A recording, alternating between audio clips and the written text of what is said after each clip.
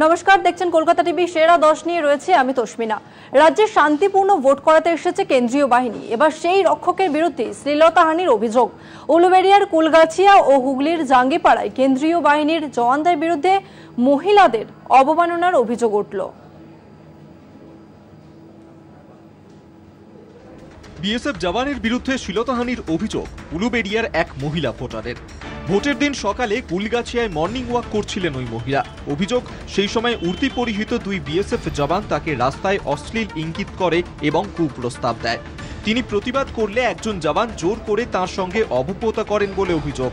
মহিলার চিৎকারে স্থানীয়রা চলে এলে একজন জওয়ান পালাতে সক্ষম হলেও অন্যজনকে ধরে ফেলেন স্থানীয়রা। অভিযোগ পেয়ে উলুবেড়িয়া থানার পুলিশ গিয়ে অভিযুক্ত জওয়ানকে ধরে নিয়ে যায়। তার বিরুদ্ধে শ্লীলতাহানি, জোর করে আটকে রাখা এবং হুমকি দেওয়া সহ বিভিন্ন ধারায় পুলিশ মামলা শুরু করেছে।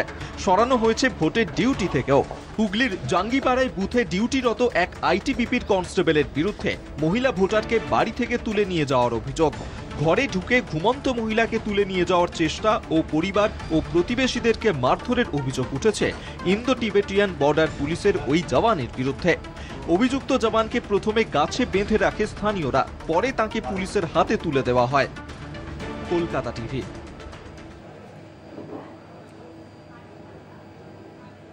বঙ্গ ভোটযুদ্ধের সাধু সন্ত বিতর্ক। মুখ্যমন্ত্রীর বিরুদ্ধে আগেই হুঙ্কার প্রধানমন্ত্রীর, এবার মমতার বিরুদ্ধে আইনি নোটিশ কার্তিক মহারাজের। তবু নিজের বক্তব্যে অনড় মুখ্যমন্ত্রী। বাঁকুড়ার ওন্দার সভা থেকে আবারও ভারত সেবাশ্রম সংঘের সাধু কার্তিক মহারাজকে নিশানা মমতা বন্দ্যোপাধ্যায়ের। বুকে বিজেপি চিহ্ন নিয়ে রাজনীতি করার পরামর্শ মুখ্যমন্ত্রীর। মমতার পাশে দাঁড়িয়ে কার্তিক মহারাজের রাজনৈতিক চরিত্র নিয়ে প্রশ্ন তুললেন অধীর রঞ্জন চৌধুরীও। দিল্লির কুর্সির লড়াই, ভোট ইস্যুতে উপরে ধর্ম, বাংলার ভোটেও ধর্মের আঁচ। মমতার মুখে বারবার ভারত সেবাশ্রম সংঘের কার্তিক মহারাজের নাম। কয়েকদিন আগে ধর্মের আড়ালে সাধু সন্তের বিরুদ্ধে রাজনীতির অভিযোগ তোলেন মমতা বন্দ্যোপাধ্যায়। এরপরই বাংলায় এসে মমতার উপর ক্ষোভ উগরে দেন প্রধানমন্ত্রী নরেন্দ্র মোদী। ভারত সেবাশ্রম সংঘের কার্তিক মহারাজ 48 ঘন্টার মধ্যে ক্ষমা চাইতে হবে, এই দাবিতে আইনি নোটিশ পাঠান মুখ্যমন্ত্রীকে। তবু নিজের অবস্থানে অনড় মমতা। রামকৃষ্ণ মিশন নয়, কেবলমাত্র কার্তিক মহারাজের বিরুদ্ধেই তার অভিযোগ বলে জানিয়ে দেন মুখ্যমন্ত্রী। কে কি বললেন কিছু যায় আসে না, পাল্টা কার্তিক মহারাজ। জোট নিয়ে দ্বন্দ্ব বিরোধ চরমে উঠলেও সাধু সন্ত ইস্যুতে অধীরকে পাশে পেলেন মমতা। কার্তিক মহারাজের সাধু চরিত্রে রাজনৈতিক রং নিয়ে প্রশ্ন তুলেছেন কংগ্রেস প্রার্থী অধীর চৌধুরী। তবে অধীরের ঢালাও প্রশংসা করেছেন কার্তিক মহারাজ। প্রধানমন্ত্রী, মুখ্যমন্ত্রী, অধীর চৌধুরী গোল গোল সবাই ঘুরছেন ধর্ম সাধু সন্তকে ঘিরে। তবে কি ভোটের ইস্যু কম পড়েছে, উঠছে প্রশ্ন। কলকাতা টিভি। খাড়গে বকলেন, পার্টি থেকে বের করে দেওয়ার কড়া বার্তাও দিলেন, তবুও মচকালেন না অধীর চৌধুরী। কিসের জোরে? খাড়গে কংগ্রেস সভাপতি, তবে দলের রাষ্ট্রে গান্ধী পরিবারের হাতেই তা অধীরের অনড় মনোভাব থেকে স্পষ্ট। রাজ্য কংগ্রেস বাঁচিয়েও কিভাবে জোটে মমতাকে পাশে পাওয়া যাবে তা ঠিক করবেন সোনিয়াই।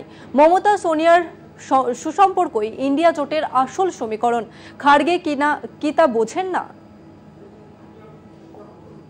খাড়গে ভাবলেন মমতা বোধহয় রেগে মেগে ইন্ডি জোটই ছেড়ে দেবেন। অধীরকে পার্টি লাইন বোঝানোর আগে সোনিয়া রাহুলের সঙ্গে কথা বলেছিলেন কিনা জানা নেই। তিনি কড়া বার্তা দিলেন বটে, কিন্তু যাকে বললেন তার গায়ে কাঠবাদামের খোসা, সহজে ভাঙার নয়। এমনি এমনি তিনি লোকসভার বিরোধী দলনেতা কিংবা সংসদের পাবলিক অ্যাকাউন্টস কমিটির চেয়ারম্যান হননি। অধীরের টিকি কোথায় বাঁধা সবাই জানে।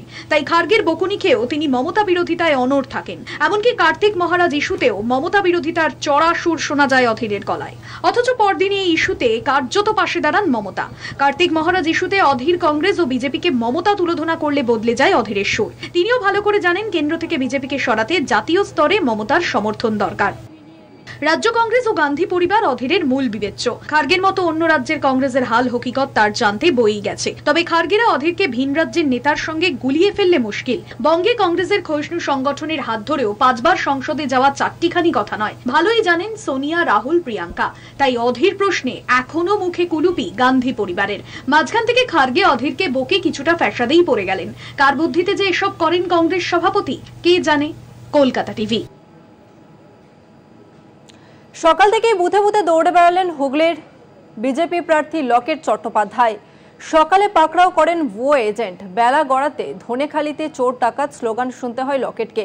পাল্টা তৃণমূল বিধায়ক অসীমা পাত্রকে চোর চোর স্লোগান দিলেন লকেট। চোর ডাকাত স্লোগানের মাঝে বাঁশি বাজিয়ে গেল পুলিশ।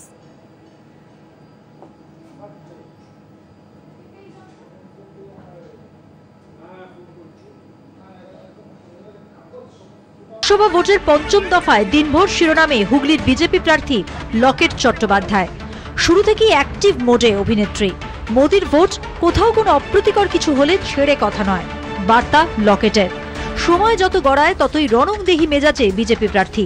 হুগলির ধনেখালিতে ভুয়ো এজেন্ট ধরলেন। নিজেকে আশাকর্মী বলে দাবি ওই মহিলার। কিভাবে বুথে ঢুকলেন ওই মহিলা, প্রশ্ন বিজেপি প্রার্থীর। কেন্দ্রীয় বাহিনীর জওয়ানকেও ধমক দেন লকেট। বেলা গড়াতে সবকিছুকে ছাপিয়ে গেল চোর চোর স্লোগান। ধনেখালির মৈদিপুর স্কুলে লকেটকে দেখে শুরু হয় চোর চোর স্লোগান। 5 বছর কেন বিদায়ী সাংসদের পা পড়েনি এলাকায়, প্রশ্ন স্থানীয় মহিলাদের। 5 বছর আগে ভোটে লকেট ইভিএম ভেঙেছিলেন বলে অভিযোগ তুলে তাকে এলাকা ছেড়ে চলে যেতে বলেন স্থানীয়রা। এরপর পরিস্থিতি আরো উত্তপ্ত হয়ে ওঠে। লকেটকে ঘিরে তুলকালামের মধ্যেই এলাকায় পৌঁছন তৃণমূল বিধায়ক অসীমা পাত্র। দুদিক থেকেই উঠল চোর চোর স্লোগান। পরিস্থিতি সামলাতে বাঁশি বাজাতেই থাকলেন পুলিশ। পরে এলাকা ছেড়ে চলে যান লকেট চট্টোপাধ্যায়। ভোট যুদ্ধের জয় পরাজয়ের আগেই দৌড়দৌড়ি স্লোগানিংয়ে বিজেপি প্রার্থী বুঝিয়ে দিলেন বিনা যুদ্ধে জমি ছাড়ছেন না তিনি। দিনভর দাপালেন এক অভিনেত্রী, আর অন্য অভিনেত্রী থাকলেন নিষ্প্রভই। ক্যামেরায় সুবীর সরকারের সঙ্গে ইন্দ্রাণী বন্দ্যোপাধ্যায় ও দেবেশ চক্রবর্তীর রিপোর্ট, কলকাতা টিভি। সেরা দশের সময় একটা বিরতির, ফিরছি বিরতির পর, সঙ্গে থাকুন। ফিরে এলাম বিরতির পর, আর এরপর যে খবরে নজর রাখবো, পঞ্চম দফার ভোটে অশান্ত ব্যারাকপুর। বিজেপি প্রার্থী অর্জুন সিংকে ঘিরে জায়গায় জায়গায় উত্তেজনা, স্লোগানিং। বিজেপুরে তৃণমূল কর্মীদের সঙ্গে তুমুল অশান্তি। টিটাগড়েও বিক্ষোভ, স্লোগানিং এর মুখে অর্জুন সিং।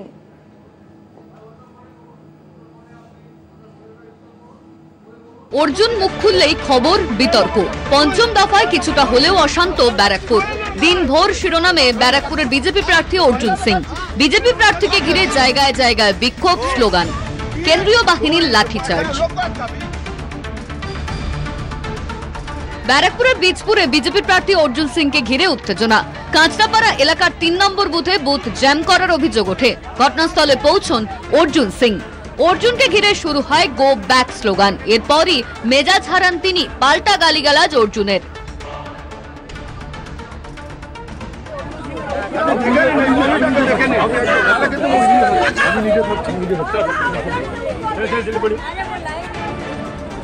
টিটাগড় পুরসভার 15 নম্বর ওয়ার্ডে অর্জুন সিংকে ঘিরে অশান্তি, গো ব্যাক স্লোগান। ধুমধুমার পরিস্থিতি সামলাতে লাঠিচার্জ কেন্দ্রীয় বাহিনীর।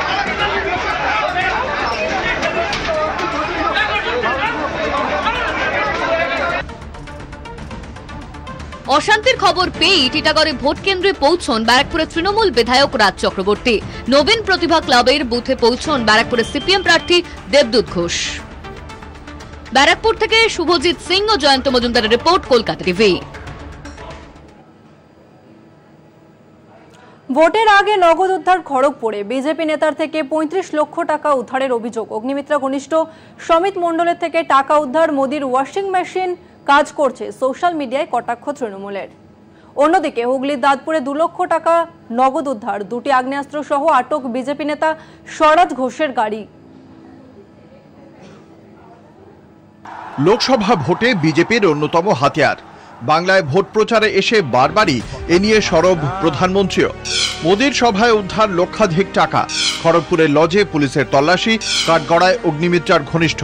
মোদির সভা শেষ হতে না হতেই বিজেপির বিরুদ্ধে দুর্নীতির অভিযোগ। মেদিনীপুরের বিজেপি প্রার্থী অগ্নিমিত্রা পালের ঘনিষ্ঠ বিজেপি নেতা সমিত মণ্ডলের কাছ থেকে উদ্ধার টাকা। কতদিন আছেন এখানে? কতদিন এখানে আছেন? ব্যাগটা কি আজকে নিয়ে এসেছিলেন? আমি নিয়ে আসি। আপনি জানতেন টাকা আছে বলে এখানে? এই বিপুল টাকার উৎস কি? বিজেপির দাবি টাকা দলের, নির্দিষ্ট কাগজপত্রও রয়েছে। কালকে আমাদের প্রধানমন্ত্রীর প্রোগ্রাম ছিল।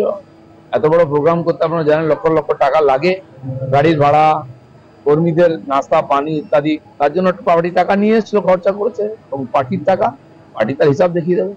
এবার ওরা যদি এটা প্রুফ দিতে পারে যে এটা ওদের একদম ভ্যালিড টাকা ইলেকশনের খরচার জন্য, তাহলে ঠিক আছে। বিপুল টাকা উদ্ধারের পরেই আসরে তৃণমূল, টাকার ছবি দেখিয়ে এক্স হ্যান্ডেলে পোস্ট, বিজেপিকে ওয়াশিং মেশিন কটাক্ষ। 2 লক্ষ নগদ টাকা উদ্ধার, আগ্নেয়াস্ত্র সহ আটক বিজেপি নেতা। খড়গপুরের পরেই শিরোনামে হুগলির দাঁতপুর লকেট চট্টোপাধ্যায়ের কেন্দ্রে রবিবার নাকা চেকিংয়ে আটক করা হয় বিজেপি নেতার গাড়ি। তল্লাশিতে 2 লক্ষ টাকা উদ্ধার হয়, আগ্নেয়াস্ত্রও উদ্ধার হয় তাঁর নিরাপত্তারক্ষীর কাছ থেকে। হুগলি গ্রামীণ পুলিশ সূত্রে জানা গিয়েছে, আগ্নেয়াস্ত্র লাইসেন্স ছিল, তবে রিটার্নিং অফিসারের প্রয়োজনীয় অনুমতি ছিল না। পরপর টাকা উদ্ধারের ঘটনায় ফের চর্চায় অর্থের বিনিময়ে ভোট কেনার অভিযোগ। রাজনৈতিক তরজায় তৃণমূল বিজেপি 2 যুযুধান শিবির। কলকাতা টিভি। এখন সময় আরো একটা বিরতির, ফিরছি বিরতির পর, সঙ্গে থাকুন। ফিরে এলাম বিরতির পর। মোদির সভায় চাষের ক্ষতির অভিযোগ, প্রতিশ্রুতি দিলেও মেলেনি ক্ষতিপূরণ না দিয়ে বেপাত্তা বিজেপি। প্রধানমন্ত্রী কৃষক বিরোধী এই তকমা আগেই পড়েছিল নরেন্দ্র মোদীর গায়ে। বিতর্কিত কৃষি বিলে দেশ জুড়ে কৃষক আন্দোলন আছড়ে পড়েছিল, বাধ্য হয়ে পিছু হটতে হয়েছিল নরেন্দ্র মোদীর সরকারকে। এখন ভোট আবহে ঘন ঘন প্রচারে বাংলায় আসছেন প্রধানমন্ত্রী নরেন্দ্র মোদী। কৃষকের জমি নষ্ট করে সভা করছেন মোদী। অভিযোগে বিভিন্ন জায়গায় সরব কৃষকরা। বিষ্ণুপুর লোকসভার নিকুঞ্জপুরে রবিবার সভা করেন মোদী। মোদীর সভা শেষ হতেই ক্ষতিপূরণ না দেওয়ার অভিযোগ তুললেন ক্ষতিগ্রস্ত কৃষকরা। সভা শেষ হতেই ক্ষতিপূরণ না দিয়ে বেপাত্তা বিজেপির নেতারা, এমনই অভিযোগ তুলে ক্ষোভ প্রকাশ ক্ষতিগ্রস্ত চাষিদের একাংশের। চাষিদের অভিযোগ, মোদীর সভার জন্য এলাকার কৃষকদের বাদাম, সর্ষে সহ একাধিক ফসলের ক্ষতি হয়েছে। বিজেপি জেলা সভাপতি অমরনাথ শাখার দাবি, তৃণমূল ভয় পেয়ে এসব করছে। বিজেপি কতটা কৃষক বিরোধী ফের আরেকবার প্রমাণ হলো। ক্ষতিগ্রস্ত কৃষকদের পাশে আছে তৃণমূল, দাবি তৃণমূল জেলা সভাপতির। বাঁকুড়ায় ভোট 25 মে, ভোট বাক্সে এর প্রভাব পড়ে কিনা তা জানা যাবে 4 জুন। বাঁকুড়া থেকে স্বরূপ গঙ্গোপাধ্যায়ের রিপোর্ট, কলকাতা টিভি। সেরা দর্শক, আজকের মতো এই পর্যন্তই। দেখতে থাকুন কলকাতা টিভি, রাত দিন 7 দিন।